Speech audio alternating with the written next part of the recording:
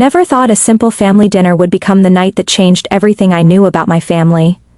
It started with laughter, teasing, and the usual jokes at my expense, until my grandpa slammed his hand on the table and said words that froze everyone in silence. "Enough," he said, his voice trembling with anger. "You people should be ashamed of yourselves, especially after everything this child has done for you." I remember the sound of the silverware clattering, the awkward stares, and my mother's pale face. I had no idea what he meant, but what he revealed next shattered the image of my perfect family forever. Was I wrong for walking out that night and never looking back? It all started about 2 months before that dinner. I had recently moved back into my parents' house after losing my job. It wasn't my proudest moment. I had been trying to make it on my own in another city, but when the company I worked for went under, I had no choice but to return home. My parents were kind enough to let me stay with them while I figured things out. But from the first day I arrived, I felt like a burden. My mom kept making snide comments about how some people just aren't cut out for independence, and my older brother Adam took every opportunity to remind me that he had his own place and a real job. My younger sister Lily barely spoke to me, too busy scrolling on her phone or rolling her eyes whenever I tried to talk. The only person who treated me like I still mattered was Grandpa. Grandpa had always been my biggest supporter. When I was a kid, he was the one who showed up to my school plays, helped me with my homework, and listened when I felt like no one else cared. He was quiet most of the time, but his silence carried wisdom. He had this way of making me feel seen, even when the rest of my family treated me like I was invisible. But lately, even he seemed a little distant. Like he was watching something unfold and waiting for the right moment to step in. The day of the dinner started like any other. My mom told me we were having a family night, something we hadn't done in a long time. I wasn't exactly excited, but I didn't want to cause trouble. I helped set the table, trying to stay out of everyone's way. My dad was in a good mood, humming to himself as he poured wine for everyone. Adam arrived late as usual with his girlfriend, who always made sure to mention her successful marketing job at least twice before dessert. Lily was glued to her phone, snapping pictures of the table for her social media before we even said grace. As soon as we started eating, the teasing began. My mom asked, "So, any luck with the job hunt, or are we still enjoying the full-time freeloading experience?" Everyone laughed, except Grandpa. I forced a smile and said, "Still looking, Mom, the market's tough right now." Adam snorted and said, "Yeah, sure, maybe you should try being less picky. A job's a job." His girlfriend giggled and added, "It must be nice not having to worry about rent." My dad chuckled and said, "Don't worry, son, someday you'll get back on your feet, maybe when you're 40. The whole table erupted in laughter again. I wanted to disappear. I could feel my face burning, but I just kept my head down and poked at my food. Grandpa's fork clinked against his plate. He was staring at everyone, his jaw tight. I thought maybe he'd say something, but he didn't, not yet.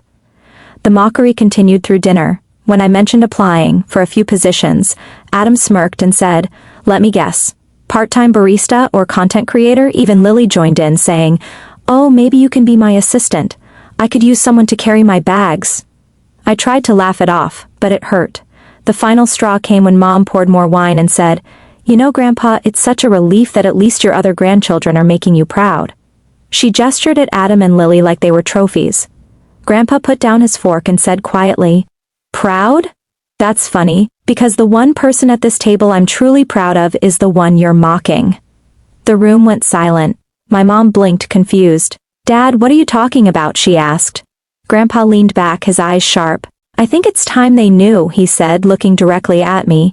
Everyone stared as Grandpa told them something I'd never heard before. He said, "When you all were struggling a few years ago, when your mortgage was overdue and you were about to lose this house, who do you think saved it?"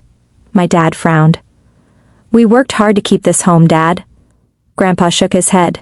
"No, your child here did. He sold his car, emptied his savings, and gave you the money quietly so you wouldn't lose everything.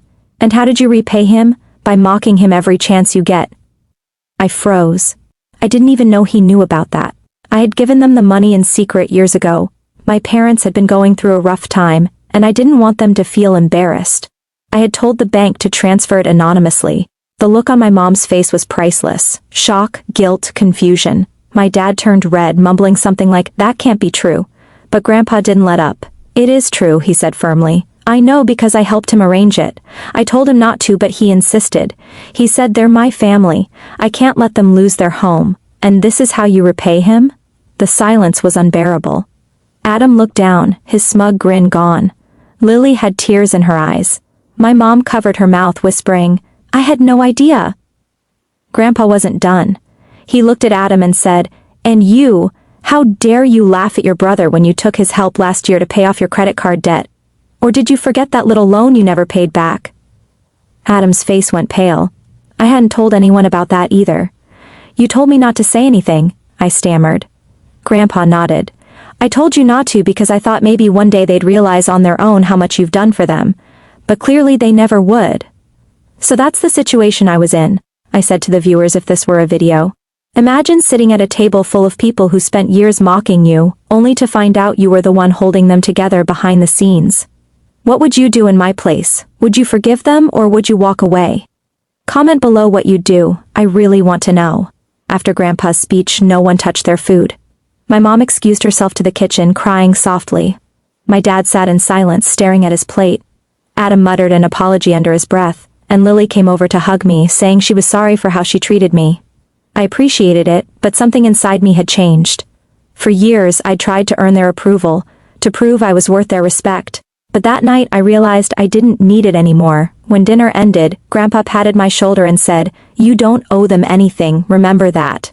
I nodded, tears stinging my eyes. I went upstairs, packed my things, and left that house for good.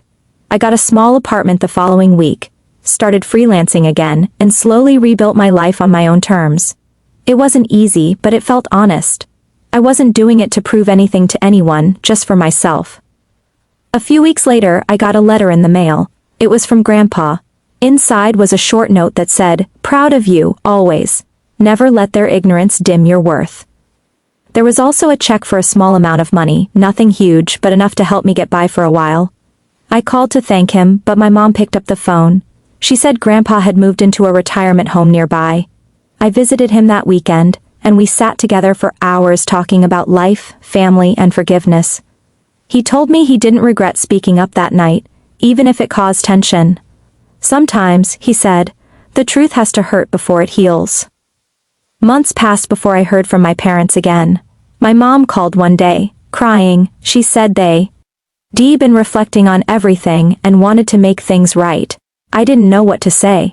Part of me wanted to forgive them, but another part of me remembered every insult, every look of disappointment, every time I was made to feel small. I told her I needed time. And that was the truth. Now, years later, I'm in a much better place, financially, emotionally, and mentally. I have my own career, my own home, and peace of mind that no one can take away. I still talk to Grandpa every week, and every time he reminds me that standing up for myself was the best decision I ever made. My relationship with my family is complicated. They reach out more now, trying to reconnect. I sometimes join them for holidays, but it's never quite the same. The respect they denied me for years is there now, but it came too late. Looking back, that dinner was the turning point. It hurt like hell, but it also opened my eyes to what real love and family should mean. It's not about blood. It's about respect, honesty, and standing by someone when they're down, not mocking them. If you're watching this and you've ever been made to feel small by your own family, remember this. Your worth isn't defined by their opinion. So tell me, was I wrong for walking away from them that night? Would you have done the same thing? Let me know in the comments. And if you think I was right to finally put myself first, make sure to hit that like button, subscribe for more real stories like this, and share your thoughts below. Thanks for listening to my story. I'll see you all in the next one.